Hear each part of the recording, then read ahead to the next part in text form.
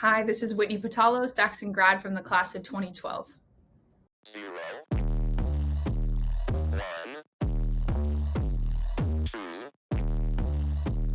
3. Let's get started. Today we're joined by 2012 graduate Coach Whitney Pitalo. Whitney's years as a Saxon were filled with many hours on the soccer pitch, running track and field, participating in the IB program, FACE AIDS, FCA, as well as our orchestra program. After graduating, Whitney played soccer on a full ride scholarship at the University of Southern California, where she graduated with a degree in NGOs and social change. After graduating from USC, she received her MBA at Willamette, where she also started her coaching career. Whitney's continued that coaching career through the journey these last several years, which has most recently resulted in her being named the head women's soccer coach at Cal-State University in Bakersfield. Coach, we're excited to have you on. Thanks so much for joining us today. How is that transition? It's been about a month since you were named head coach. How's that transition going so far? It's been great. I mean, it's technically been a whirlwind. There's been a lot going on. I'm also in my B license right now with US Soccer, and so I had to step away a week, which would have been my spring break at Boston College. I was here for about a week and a half and had to step away for a week with my B license. So that was really tough. But the group has been amazing. The team here is really coachable. They're excellent people and human beings. So honestly, the transition has been relatively smooth. It's just been a lot. Oh, I can't imagine. You were in the East Coast, right? World living, recently married as well. Is that true? Yes, yeah, I got married on New Year's, so 2 months married. Oh my goodness. Congratulations on that as well. So what drew you back to the California area? Was it the head coaching opportunity? Had you been looking? Talk about that experience. Yeah, a lot of my last jobs have been quick. They've been about a year. And so at every single stop, I've wanted to be there for 2 to 3 years. I've often said 3 to 5 years. And so I wasn't looking. I was really happy in Boston and I loved working under my head coach, Chris Watkins. I was with him at Gonzaga and then he took the BC job. And so that's why I moved to BC with him. I thought head coaching would be 3, 5 years in my future. But the opportunity came knocking, and at first I was hesitant, but as I looked into it more, it just made a lot of sense and kind of fit what I was looking for when I imagined where I would be in 5 years. Yeah, talk about that. What do you see yourself in 5 years? Talk about USA Soccer a little bit. What's that B license? What does that do for you? Share anything you can. Yeah, I would say I was assisting at the D1 level for 2 years. And so people started to ask me, like, well, what's next? Like, what is it that you want? And in my head, I was like, I'm happy. I'm happy being an assistant. I started my coaching career as an assistant at the D3 level. And then I had head coached a few different programs, JUCO and NAIA. And so I was happy where I was at. But then when people started to ask me, I was like, well, where I really see myself is being a head coach. Division I program on the West Coast, ideally California. I think mid-major would be a great place to start for me. And then, yeah, Bakersfield will hit all those boxes. And so that's kind of the reason that I couldn't say no. And I wanted to see it through. I had had a couple other head coaching opportunities present themselves and I had turned them down.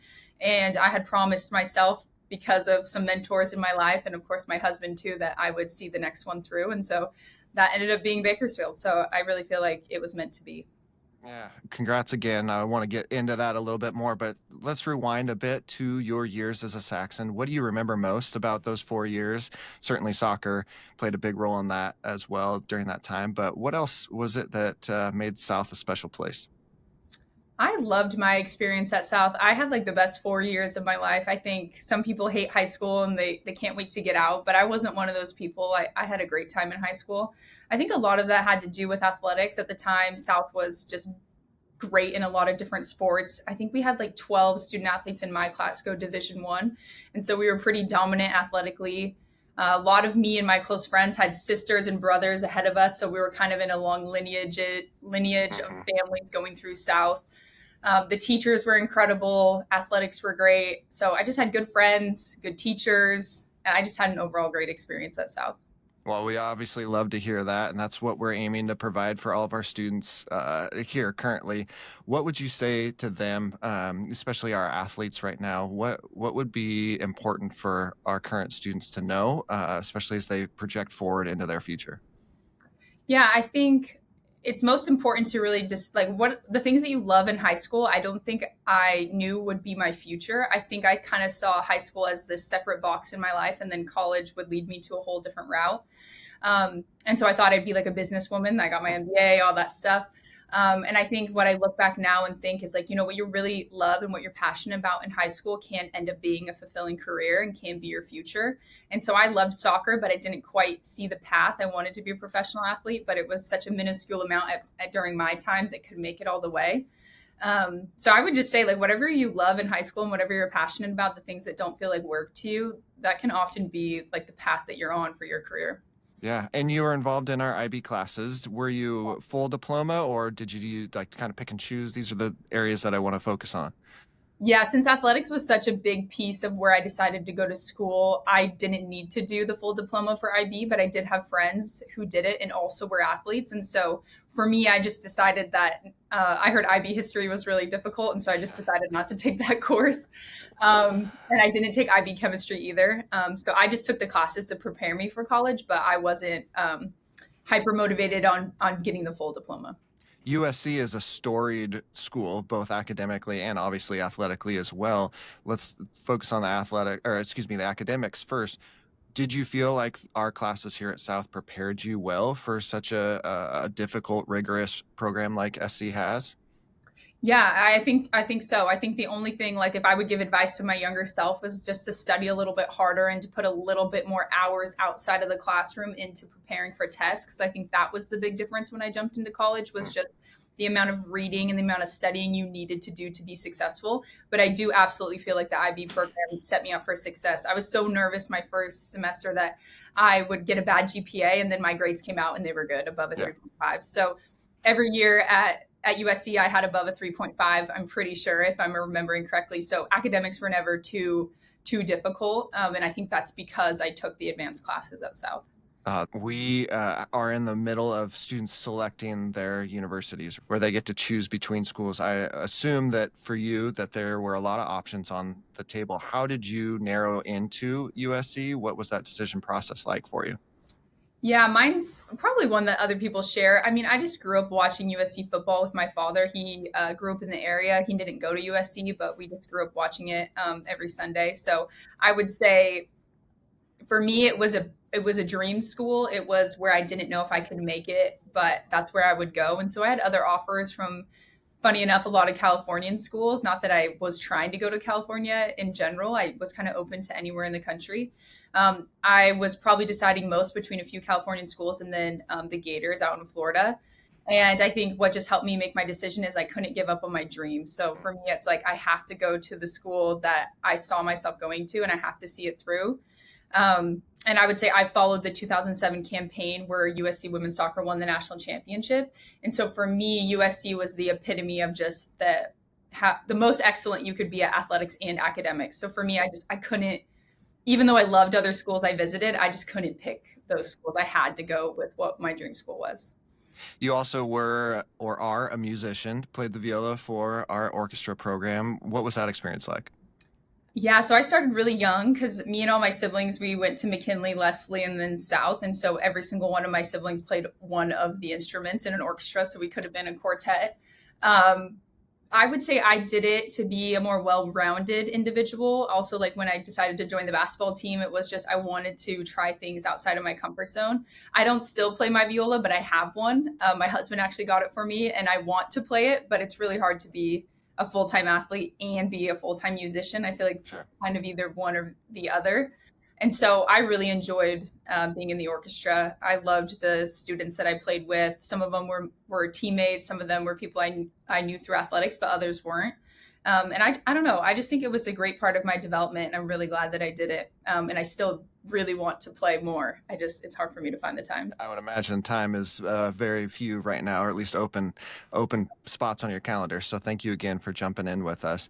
Your 4 years at SC, athlete all 4 years. What led you to decide to study NGOs as well as social change? I would say I have always had a really big interest and a big heart in nonprofits. And I think throughout my schooling at USC, there were different classes like social entrepreneurship, where you can have a triple bottom line. So how is it that we can still live in a capitalist society? How can we still have businesses that are for profit, but then benefit the community? And so I'm really interested in kind of both. So like Fortune 500 companies, B corporations that have triple bottom lines, but then also nonprofits. And so for me, I've just always been a very like service minded individual. I think some of that comes from my childhood. I was adopted with me and all my siblings, that I'm very grateful for. So I've always been kind of intertwined with different adoption agencies and aging out foster care nonprofits. And so I've always been really interested in those topics. And so for me, it was just kind of a no-brainer. It was me and 7 other students that graduated with that degree. But I always thought post graduation that I would work in an NGO or a nonprofit. How does that now infuse into your coaching philosophy, the work you're doing with student athletes? What's that like? Yeah, I would say I think sometimes you can see going into the coaching realm as kind of like putting all your degrees aside, but I don't really feel like that at all. I feel like in a nonprofit, you wear a lot of different hats. And I feel like here as a coach, I wear a lot of different hats, especially at all the different levels that I've coached. And then community service has always been really important to me to make sure that our team is doing that. And so I've always had a lot of different activities for my teams to do. And then here I have a leadership council, and we have players who are in charge of community service, making sure that we're involved in doing that. The girls love it. So it's one of those things where like you have to make sure it happens, but when everyone's there, they have the best time. So all of my teams have been very service minded. I love that. Talk about after graduating from SC again, you had an opportunity to play professionally. Is that right? Yeah, I had an opportunity to play at like a continuing education school in Nottingham, England. And so it would have been from that school and then going into playing, ideally jumping into a pro team overseas. And for me, I just decided that the education and starting to work was more important. But sometimes when I look back, I wish I had pursued those options, you know? Yeah. Was it hard to hang up the cleats per se as an athlete or as a player? I had heard about the identity crisis that you go through and how difficult it is. So that's actually why I started coaching. I started coaching to try to help me in the transition. And then it just quickly became like the best part of my day. And that's kind of how everything, snowballed, and I became a full-time coach. But I definitely had a transition from just coaching on the side to coaching part-time to coaching full-time, and then to what I do now. Yeah. And again, recently named that head coach. That'll be a great launching spot into our big 4 questions that, as always, for those who have listened before, you know that these are brought to us by the Saxon Success Fund, which is speaking of nonprofits, recently created nonprofit to support our current students as they pursue life goals outside of South Salem High School. If anyone has any questions about Saxon Success Fund, they can go to saxonsuccessfund.org, and we encourage you to do so. So, Coach, these 4 questions today. Number 1, you mentioned a little bit, but knowing where you are today and all that you are up to, this new position especially, what or who has most helped you get to this spot? I would say most recently in my life, head coach Chris Watkins, who I worked under at Gonzaga in BC. I mean, he's the reason that I'm here today. I would say from a younger standpoint, maybe my college days would be Kadani McAlpine. I had 2 different staffs at USC, and I would say the first 2 years were really difficult and kind of a very different environment than what I was used to growing up in. And then Kadani came in and we really turned the program around. He's at Georgia now. And that's along with Jason Lockhart and Jen Klein. So I would say they had a big impact on how I coach and what I look to bring to my programs. And then from an earlier day, so back in South Salem community, I would say the reason I got into soccer is because of Eric Johansson, who was the head coach, or is he still the head coach at South Salem? Like 37 years strong, yes, and hasn't aged a day. Literally looks like the same person he did back in the 90s when I first met him. I always think that Eric has retired. I don't know why I always think that. Right? And he's always there. So my older sister played because of his daughter. They were best friends. And so I got into soccer because I went to CFC. I saw my sister playing, and then I was like, Mom, I want to play. So Eric's really the reason that I even started soccer, I would say. And then his good friend and one of my first competitive coaches was Tom Jager. And I would say I just had the best experience on that team. I had the best time. I learned a lot about what it means to be a competitive athlete, to grind. And I would say because of Tom, I really fell in love with the game. And that's kind of what sustained me throughout my whole life. And then I wouldn't have gotten a offer to play at USC if it wasn't for my good friend Melissa Cortez, who I played soccer with and played at South and is currently a Salem PD officer. Her and her mom were the reason that I went to a secondary club for my last 2 years. And then because of that team, I was recruited to play at USC. So those are kind of all the key people who got me where I am today. Oh, I love that. And you, second question, you mentioned it already, but hone in a little bit on what's that one piece of advice if you could go back to freshman Whitney or even senior Whitney, what advice would you give yourself? Yeah, I would say just to really focus on what are the things that you love. I think sometimes we want to be a completely different person once we leave high school and college, and that's okay. Like that could very well be true. But I would say like soccer was always my first love, and so I don't know why I ever thought that I wanted to run from it or not work in that space. And I think now as a female athlete and a female coach, there's so many opportunities to coach, male or female. But I think as a female athlete, we sometimes don't grow up wanting to be female coaches. And I think there's a ton of opportunity in just even the sports industry, so not even coaching. And I think there's so much opportunity that now you can see yourself as a coach or someone who works in the sports industry. And there's just so much opportunity. So I hope that young kids these days in high school know that that's a viable opportunity for them. And I hope that people really kind of just go with what they're passionate about. So they're not jumping into a job that, maybe isn't a good fit for them or they're not suited for. Yeah, for sure. And you mentioned that grind of being at least, a highly competitive athlete, an elite athlete. What this day and age, one of the things that is getting harder to impress on our student athletes at the high school level is that importance of hard work. And we hear it over and over again from those who, whether it's academic or whether it's athletic, how do you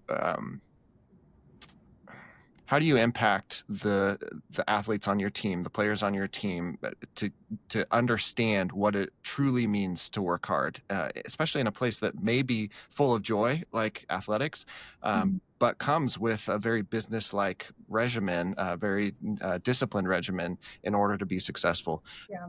No, I have a lot of opinions on that. I think we live in a convenience culture. And so everything is simpler, everything is easier. And the things that can do that are going to succeed. So Amazon, anything that makes life easier, Uber Eats, right?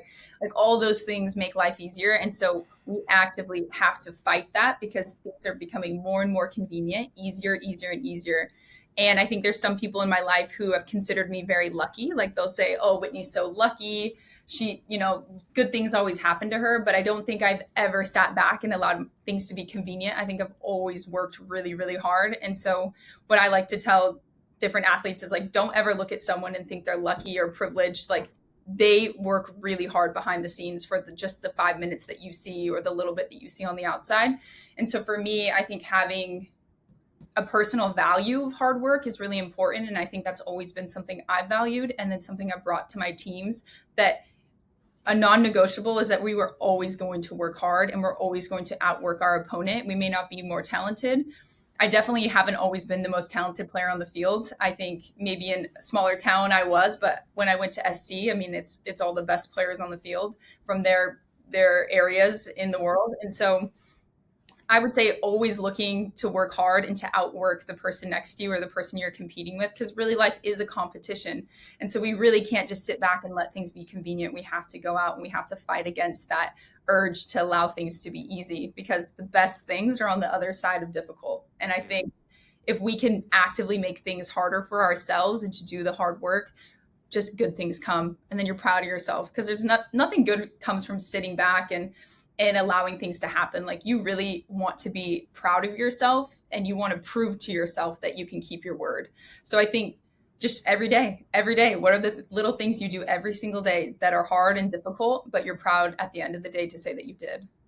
It's such an important message, and one that we'll definitely share with our students, whether they're athletes or just here for school.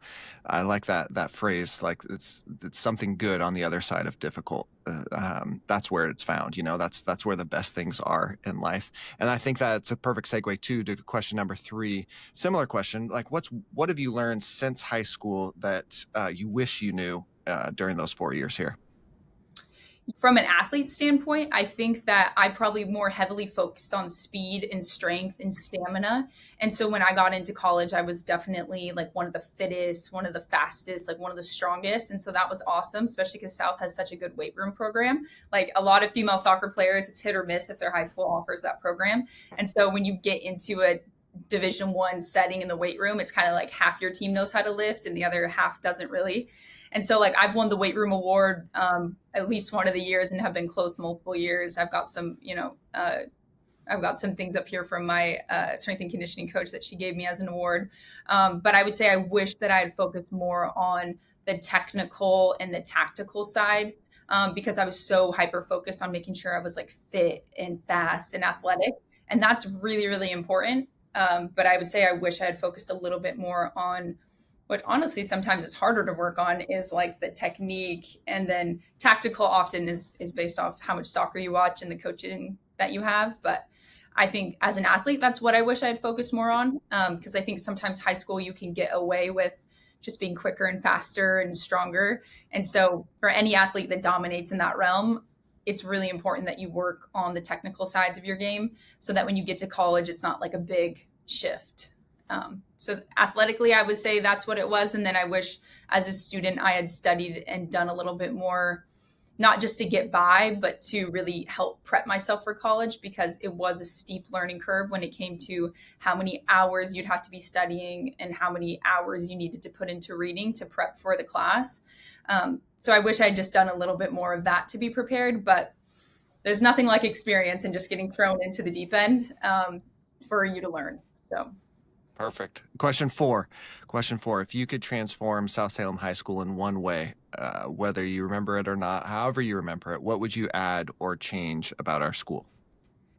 Yeah, I would love to hear how things have changed, but from my memory, I would love to make a walkway that is not in a U shape from one side of Spanish class to like biology. Yes. That would have been great because you're like, can't even make it there in 10 minutes and you're like sweating. Still the same. Still a good quarter mile from one point to the next. Yes. But I think you have air conditioning now, which we did not have. So we just had heat that they loved to blast in the winter. And then I would say I would want to transform the weight room. Like I think the weight room has a certain charm to it because it's like basement, dungeon. Yep. And you've got all the plaques up on the cement, like corridor areas in the ceiling. And that I almost like wouldn't want to change that because it was such a great atmosphere, but it would be awesome to give the school a massive weight room, and really, I think they deserve it. I think the kids out of South Salem High School come prepared to lift. They come prepared to compete athletically. And so I think that's one massive perk that South has over other high schools. And then I'd love to make like a women's soccer stadium. We did love using the football field because it's one of the best viewing stadiums in the state. 100%. But I would love to redo Gilmore and just make that a little bit more usable of an area for our preseason, and it'd be awesome to have a stadium out there.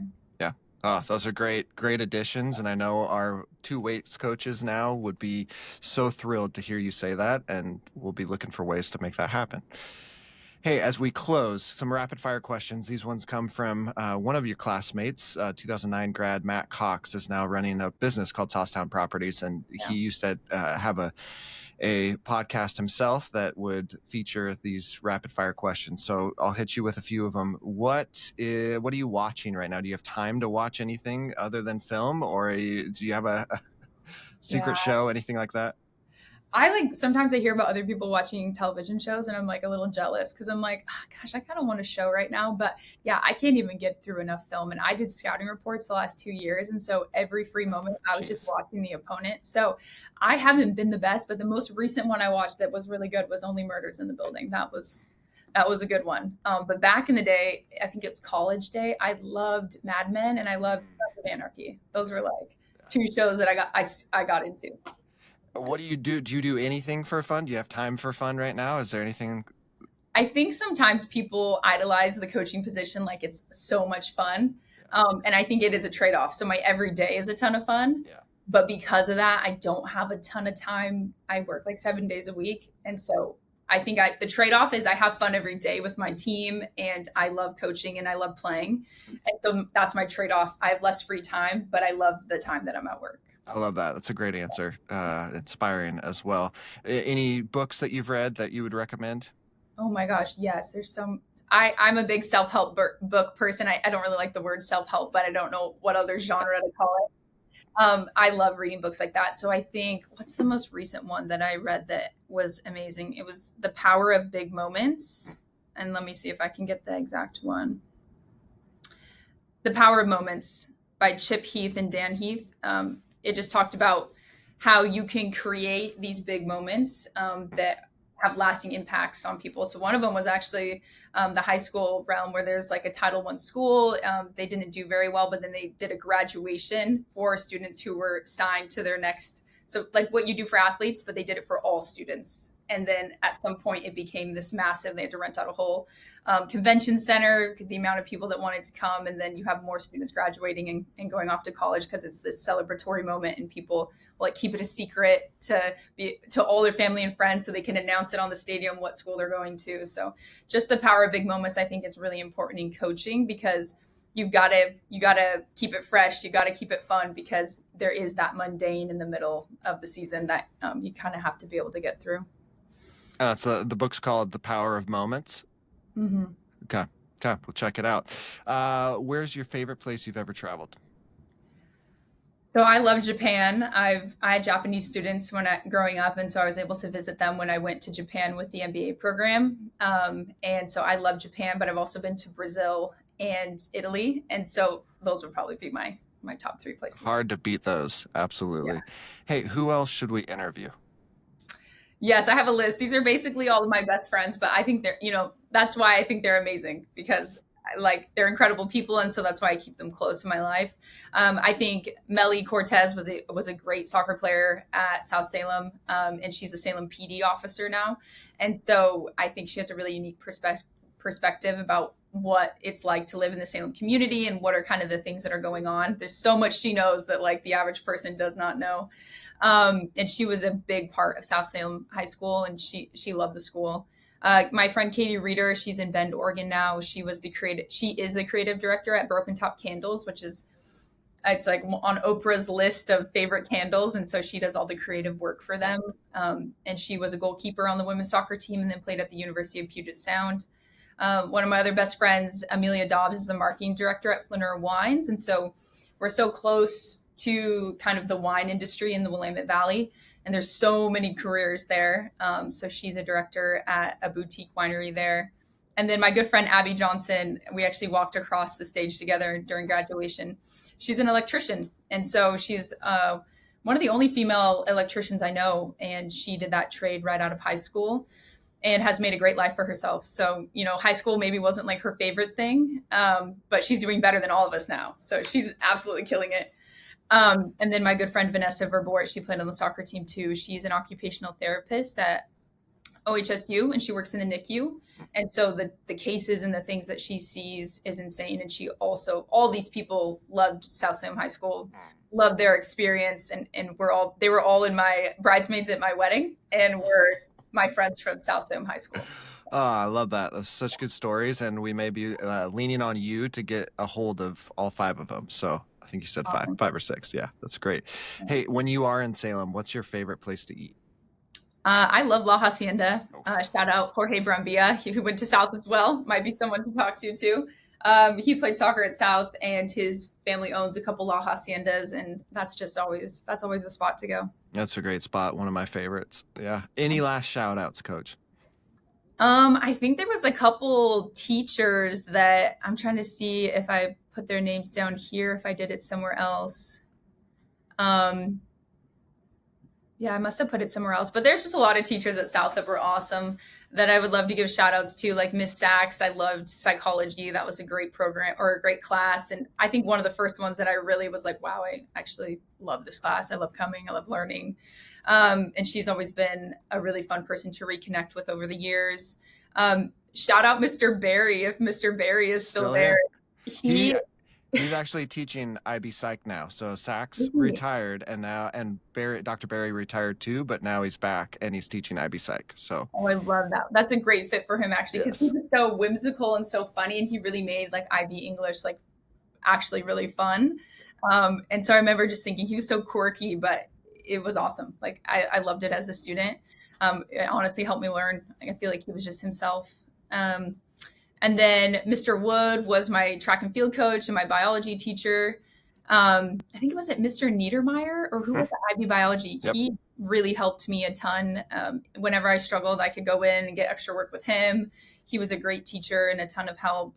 And then Paul Carey was my vaulting coach because I did pole vaulting. And he would take me and Ann Burnham up to a vaulting gym in Portland, like on his own time. And that was an incredible experience. I absolutely love that. I almost vaulted in college, actually, because of that. So there's just a lot. And Paul Goodwin, my soccer coach. I mean, there's just so many people who had such a big impact on my life. And I think the kids in South are really lucky to have them. And I think our leadership teacher recently retired. Miss August, yep. Miss August. And I mean, she was such a gem. Mm-hmm.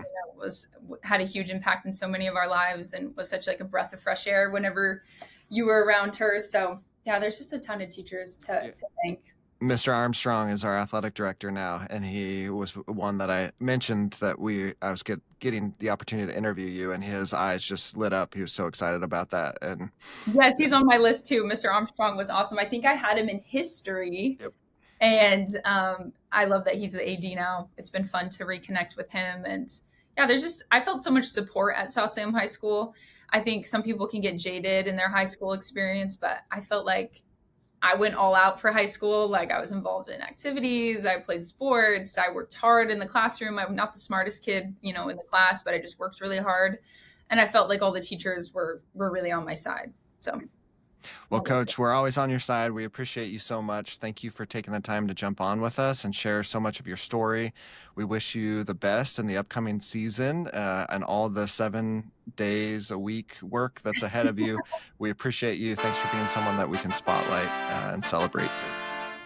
Thanks, Ryan. I appreciate it. You're doing really cool work for the area, so I appreciate it. That's it for our conversation with Coach Whitney Pitalo. Thanks so much to Whitney for her time. Thanks so much for all of you for tuning in. And thanks, as always, to the Saxon Success Fund, as well as Matt Cox at Saucetown Properties. We appreciate you all. Have a great week. Got another one awesome one coming next week. Go Saxons.